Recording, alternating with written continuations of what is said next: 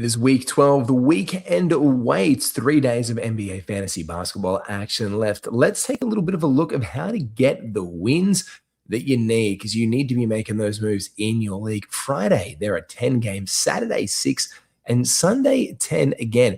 And of those 10 teams playing Friday and 6 games playing on Saturday, only 2 of them play on the back-to-back set. There's been none that have played Thursday and Friday, but it is the Celtics and the Clippers rolling in back-to-back. So we're looking depth-wise now.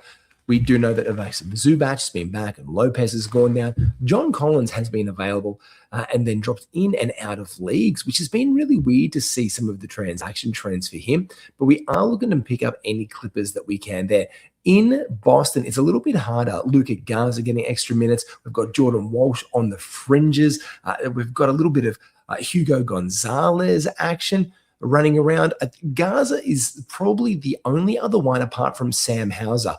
And if Sam Hauser starts hitting those threes, that is probably the number one ad to get from those 2 teams. Unless you're looking for some steals, you can target someone in from the Clippers like Chris Dunn. Saturday and Sunday, the Heat, the T-Wolves, and the Spurs all roll back-to-backs. And if you're sitting very, very pretty indeed, you can start to look ahead for your week ahead.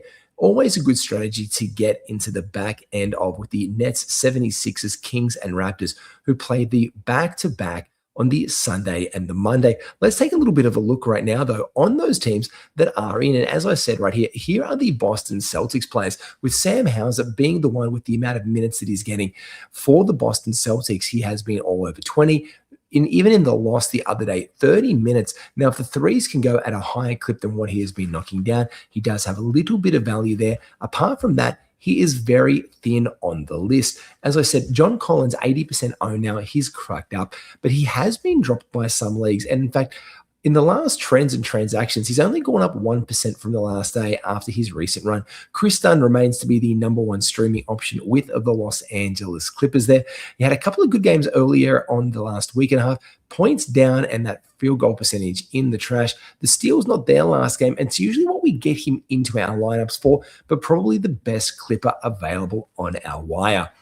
In Miami, with the Miami Heat moving into that Saturday, Sunday back-to-back, Davion Mitchell and Nikola Jovic, we're waiting for some details here, and Pell Larson could all be players. Drew Smith will probably go to the back burner here. Davion Mitchell will get the backup minutes now that we do know that Tyler Hero is returning. The interesting thing here is Kel'el Ware. Now, he is 68% rostered. He is neither up nor down. Now, if he starts running the bench like we expect, just keep your eyes on your radar roster and put a little bit of a must watch on that one. Give a little bit of a star for a bit of a watch like that one. And then what you can do is you can make sure you can find out when he does become available, because he could get returned if anyone goes down, especially Bam. With the T-Wolves, no one really here of fantasy relevance right now. Most of the players that you want are already owned in in shallower leagues, though. Dante DiVincenzo and Jaden McDaniels at 45% owned are probably only players we could look at. But again, that's in very, very shallow leagues. We're not looking to make any streams there for anyone. The big one for me here is Keldon Johnson. This is an interesting case. He is only 17% rostered. And in fact, he's gone down 2% in the last day as well, probably from people clambering for a roster spot to win their week. As it is, we do know that he played that massive game against the Lakers the other day. He has been brilliant. 6-man of the year material for me. Keldon Johnson is an ad now. Outside rebounds and points might not add too much. And if the percentages are there, though, it can ding you. But I do like Keldon Johnson as a strong play for the San Antonio Spurs. Looking ahead to lock down the rest of the week. Later in the week, these are some of the names over those teams, those last 4. For the Brooklyn Nets, it's Demon that I really do like the ad of. He has gone up 2% in the last day. He has been a bit of a hot ad and transaction trend all across leagues. Make sure that you're looking to see if he is available in yours. With the Philadelphia 76ers, we know that he is questionable, probably not going to play Joel Embiid. If he misses up the next 2 games, especially with the back-to-back set, Andre Drummond becomes our player there.